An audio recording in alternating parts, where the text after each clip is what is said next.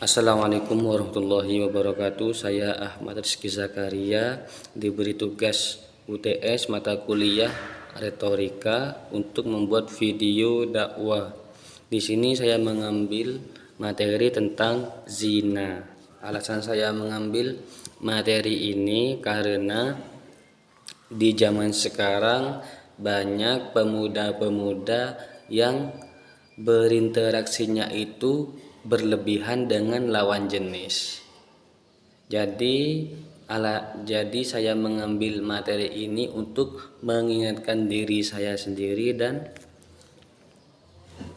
kalian semua yang melihat video ini. Seperti itu. Jadi zina itu adalah perbuatan hubungan badan atau seksual yang dilakukan oleh seorang laki-laki dan perempuan yang bukan pasangan suami istri yang sah menurut hukum Islam.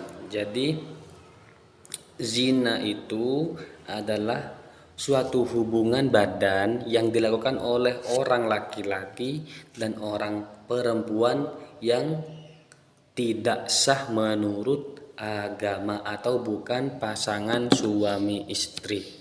Seperti itu. Dalam syariat Islam, zina merupakan dosa besar karena merusak kehormatan keluarga dan tatanan sosial. Di sini dampak negatifnya zina itu dalam pandangan Islam merusak kehormatan keluarga dan tatanan nasional. Ya, di sini zina itu dibagi menjadi dua. Dalam materi ini zina itu dibagi menjadi dua. Yang pertama zina muhson, yang kedua zina ghairu muhson. Apa itu zina muhson? Nah, zina muhson itu zina yang dilakukan oleh orang yang sudah menikah. Nah, sedangkan zina ghairu muhson itu zina yang dilakukan oleh orang yang belum menikah. Seperti itu. Di sini terdapat sebuah perbedaan hukuman bagi orang pezina tadi itu. Kalau zina muhson itu hukumannya dirajam. Kalau zina ghairu muhson itu hukumannya didera. Nah, syaratnya seperti ini.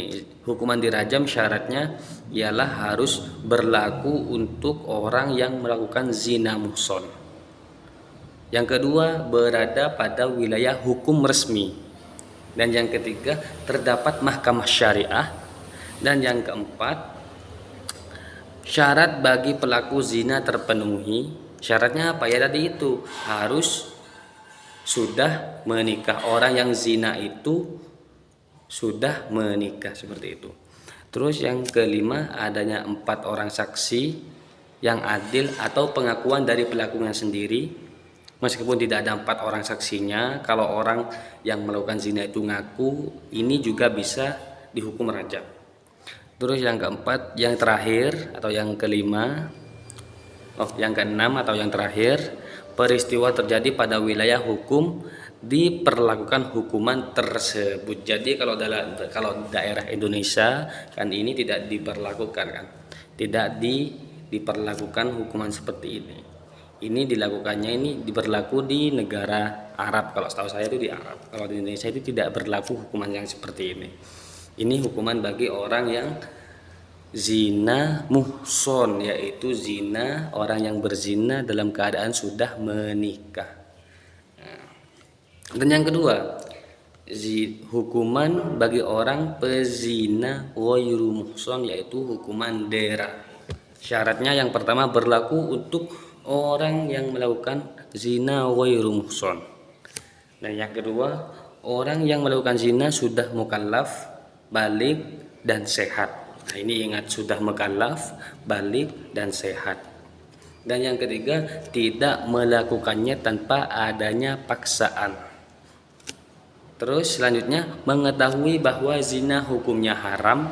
Orang tersebut yang melakukan itu sudah mengetahui bahwa hukuman zina itu haram. Hukumnya zina itu haram.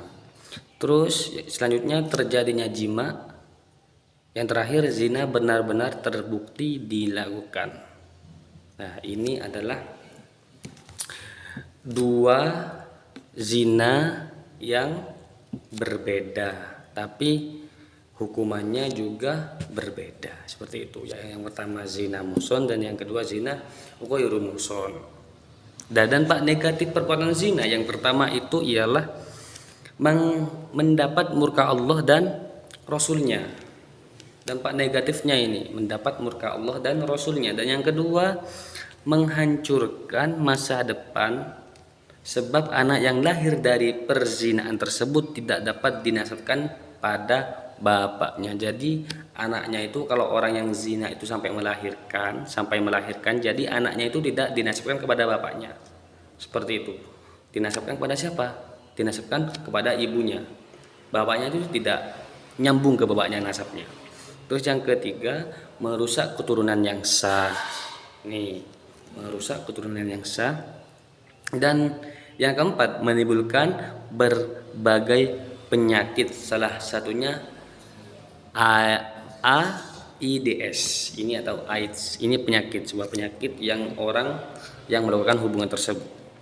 Terus yang terakhir, mendapatkan hukuman baik sanksi sosial maupun hukuman lainnya. Seperti itu. Kalau dalam negara tersebut berlaku hukuman rajam ataupun dera, ini mendapatkan hukuman baik sanksi sosial maupun hukuman lainnya.